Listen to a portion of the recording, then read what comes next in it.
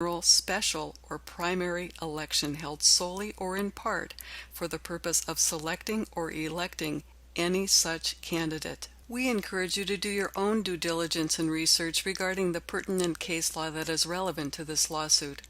We suggest that you start at Title 42 U.S.C. Section 1971 regarding voting rights. There you will find clear-cut guidelines for determining whether or not violations have occurred.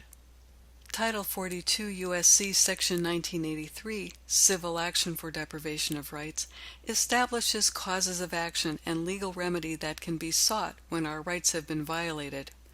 The remedy may include monetary damages, fines, and imprisonment. To review definitions on campaigns, candidates, elections, and federal elections, go to 11 and 47 CFR. To review Supreme Court precedent-setting case law that's relevant to this lawsuit, please refer to Morse v. Republican Party of Virginia, 517 U.S. 186, 1995. Why are we asking delegates to participate? For the sake of our focused, immediate legal strategy, we are primarily seeking delegate plaintiffs to participate in this lawsuit. Due to the egregiously unfair treatment from the RNC and the majority of state GOP parties, regardless of their individual personal experiences, all Ron Paul delegates have been significantly disenfranchised, and the value of each of their votes has been significantly diminished. It's likely that delegates supporting other candidates may have also been violated. Additionally, Ron Paul delegates have personally experienced criminal violations, and they have a duty to take legal action when they've been informed of criminal misconduct.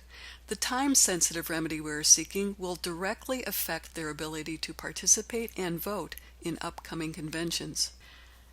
Haven't others also been violated? Yes. The scope of violations is much more inclusive and far-reaching than the violations committed against the delegates. We are also preparing a RICO lawsuit to address many of the general election fraud violations that have occurred against all American voters. The less urgent RICO lawsuit will be filed later. Will there be any legal ramifications or risks for witnesses and plaintiffs in submitting evidence and joining this lawsuit? Many delegates have voiced their concerns about retaliation by the state GOP or RNC if they participate in this lawsuit, such as being stripped of delegate or executive member status, or being named in another suit as a defendant. These concerns are false and unfounded. In fact, the opposite is true. Active witnesses and plaintiffs actually can expect much greater legal protections referred to as litigation privileges granted under constitutionally protected rights to due process. With litigation privileges, you'll have greater immunity, and your delegate or executive member status and your right to vote as an unbound delegate will have extra protection from the courts. As a party to this lawsuit, any attempt to violate your rights will be closely scrutinized and more harshly punished than if you are not a member to the suit.